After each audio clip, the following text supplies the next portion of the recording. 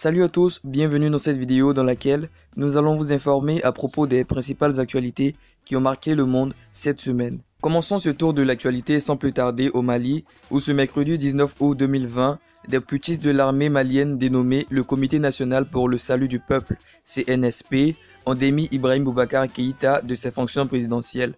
En effet, tard dans la nuit, celui-ci a présenté sa démission au terme d'une journée de tension. Arrêté dans l'après-midi avec son premier ministre Boubou Cissé dans sa résidence à Sebeni-Koro, le désormais ex-président a été conduit au camp militaire de Kati où il se trouvait toujours ce mercredi.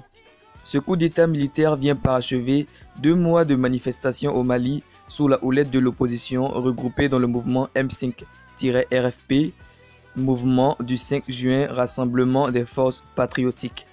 L'opposition demandait en effet le départ de toute la classe politique malienne qu'elle qualifiait de corrompue et inefficace face à la multiplication des attaques terroristes sur le sol malien. Malgré plusieurs interventions de la CEDEAO, la crise s'est allongée jusqu'à ce mercredi. Face à ce coup de force, la CEDEAO a réagi en condamnant de toutes ses forces l'action des putschistes qu'elle qualifie d'anticonstitutionnelle.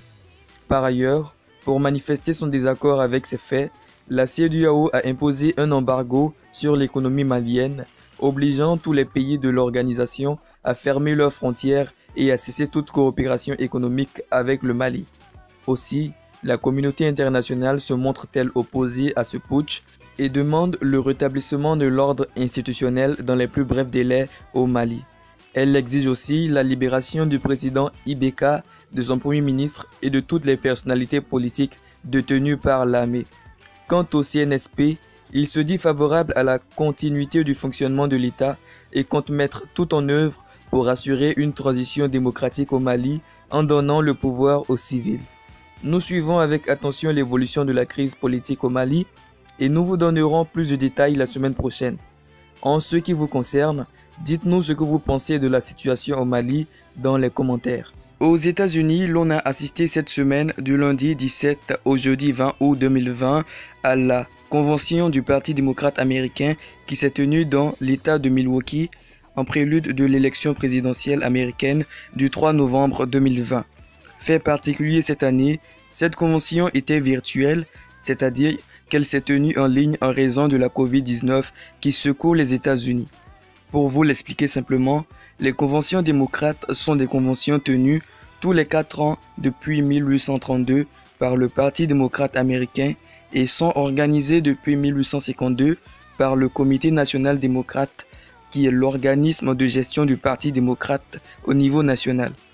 Elles ont pour objectif de désigner les candidats du parti à la présidence et à la vice-présidence pour la prochaine élection, d'élaborer un programme électoral et agissent comme un élément fédérateur pour le parti. Ainsi, cette semaine, les cadres démocrates tels que Michelle Obama, Barack Obama ou encore Hillary Clinton ont pris successivement la parole pour inciter les électeurs à faire barrière contre Donald Trump en votant massivement en faveur de Joe Biden. L'intervention de Barack Obama a été particulièrement offensive car pour la première fois, celui-ci a attaqué directement Donald Trump en évoquant son nom. Il a dit, je cite, « J'ai espéré pour le bien de notre pays que Donald Trump puisse montrer l'envie de prendre son rôle au sérieux, qu'il puisse ressentir le poids de la fonction. » Mais il ne l'a jamais fait. Trump, de son côté, n'a pas tardé à contre-attaquer face aux propos virulents tenus par l'ancien locataire du bureau ovale à travers une série de tweets. Aussi a-t-il affirmé au cours d'un point presse qu'il était devenu président en raison de l'inefficacité d'Obama et de son vice-président de l'époque, Joe Biden. Tout contrefait, la convention démocrate s'est achevée avec le discours d'investiture de Joe Biden qui a une fois de plus rappelé les dérives de Trump durant son mandat. Nous vous tiendrons informés dans les prochaines éditions. L'actualité est aussi importante en Biélorussie où des manifestations post-électorales ont éclaté suite à la réélection du président Alexandre Loukachenko. Les manifestants soutiennent que les résultats du vote sont truqués et demandent la démission du président qui a passé 26 ans au pouvoir. Ainsi, des manifestations ont régulièrement lieu à Minsk et dans les grandes villes de province. Des heurts sont aussi constatés quotidiennement, conduisant à l'interpellation de plusieurs milliers de manifestants et occasionnant de ce fait des dizaines de blessés et de morts. La chef de file de l'opposition, Tikhanovskaïa, appelle par ailleurs les fonctionnaires à la grève générale pour contraindre Loukachenko à organiser de nouvelles élections. Cette semaine, de nouveaux éléments se sont additionnés à la crise politique du Bélarus. Lors d'un sommet européen extraordinaire par visioconférence, mercredi, les dirigeants de l'Union européenne ont rejeté le résultat de l'élection présidentielle du 9 août. Ils ont confirmé leur volonté d'adopter des sanctions nominales contre, je cite, un grand nombre de responsables de la violence, de la répression et de la falsification des résultats électoraux. De son côté, le président bélarusse semble intransigeant face aux menaces des Européens et se dit favorable à l'application des revendications de la rue. Nous vous en dirons plus dans les prochaines éditions. Terminons ce tour de l'actualité avec une note de football.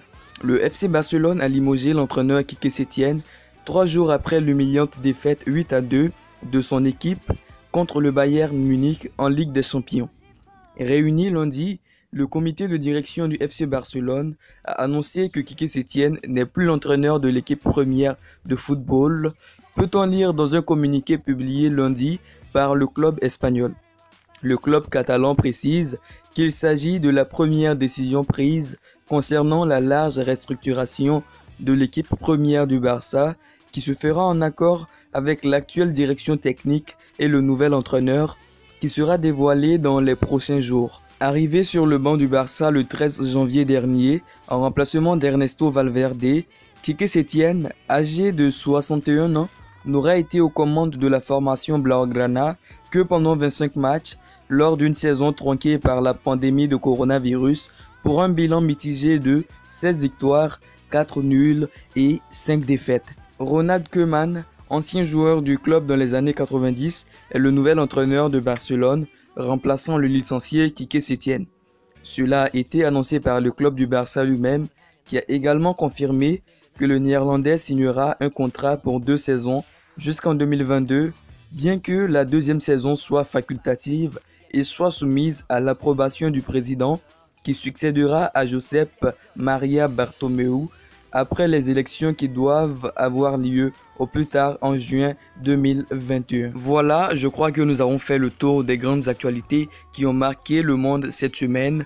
Rendez-vous est pris pour le samedi prochain pour un tout nouveau numéro de l'actualité mondiale.